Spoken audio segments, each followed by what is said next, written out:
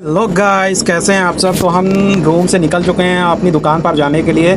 सबसे पहले मैंने लॉक कर दिया अपने रूम और रूम लॉक करने के बाद अब सीढ़ियों से नीचे उतरने की बारी है। तो अब सीढ़ियों से नीचे उतर लेता हूँ क्योंकि तीसरी मंजिल पर हमारी बिल्डिंग है, यानी कि तीसरे खंड पर हमारा रूम है। और इसके बाद अगर कोई सामान अगर हम लेकर आते हैं या फिर नीचे लेकर जाते हैं जैसे गैस सिलेंडर वगैरह, तो बहुत जहमत उठानी पड़ती है, बहुत प्रॉब्लम्स उठानी पड़ती है क्योंकि अकेले लाना और ले जाना बहुत प्रॉब्लम्स हो जाता है। तो अब उसके बाद नीचे उतर के अब आ चुके हैं रोटी की दुकान पर। यहाँ से हम 5 रियाल की समूली ले लेंगे और 5 रियाल की रोटी ले लेंगे और 1 रियाल की समूली ले लेंगे।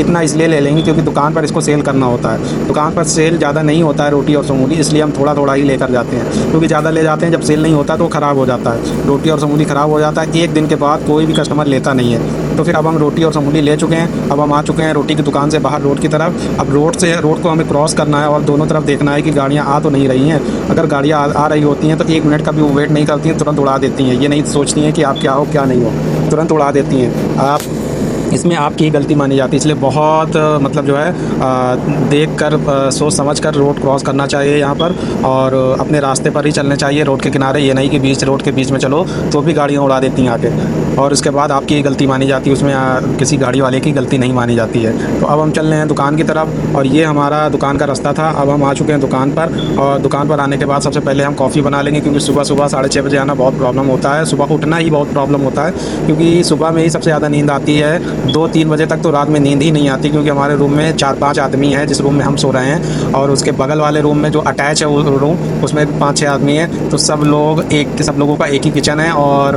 उसके बाद उन लोगों का टाइम भी एक ही है। तो वो लोग एक ही टाइम पर रात में 12 बजे आते हैं और वो लोग खाना बनाने स्टार्ट कर देते हैं। और जिस रूम में हम सोते हैं तो उस रूम में भी वो लोग आया जाया करते हैं, बार बार आते जाते रहते हैं और रूम की लाइट भी चालू करते हैं। तो इस वजह से रात में नींद जल्दी नहीं आती है। और इसके बाद जो है अगर एसी नहीं चल रही होती तो भी नींद जल्दी नहीं आती है। तो रात में कभी 2 बजे कभी 3 बजे नींद आती है। इस वजह से सुबह उठने में कठिनाई होती है।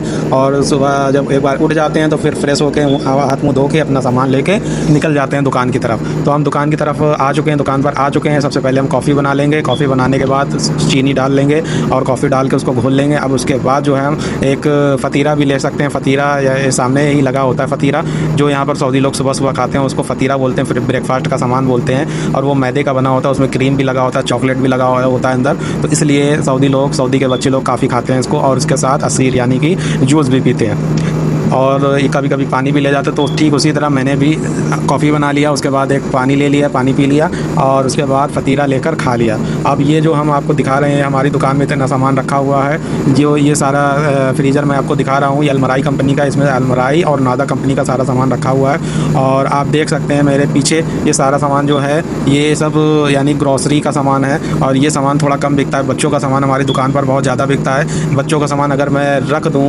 ज़्यादा तो वो मुमकिन 1 हफ्ते के अंदर पूरा ख़त्म हो जाता है। और सबसे ज़्यादा इस टाइम पे आइसक्रीम बहुत जल्दी सेल हो रहा है। आइसक्रीम मैं 250 रियाल का लेकर रखता हूँ और 4 से 5 दिन के अंदर पूरा ख़त्म हो जाता है, फिनिश हो जाता है। तो अगर आप भी सेल्समैन के काम पर आ रहे हैं तो सारी चीज़ें सोच समझ कर आइएगा कि आपकी ड्यूटी कितनी रहेगी, आपकी सैलरी कितनी रहेगी, आपको खाना रहना कंपनी देगी या कफिल देगा या नहीं देगा। तो ये सारी चीज़ें जान बूझ कर समझ कर अपने एजेंट से आइए क्योंकि एजेंट को खुद ही नहीं पता होता, एजेंट ये सारी चीज़ें नहीं बताता है। तो मिलते हैं नेक्स्ट ब्लॉग के, तब तक के लिए बाय बाय। और चैनल को सब्सक्राइब जरूर कर लीजिएगा, वीडियो को लाइक कर दीजिएगा।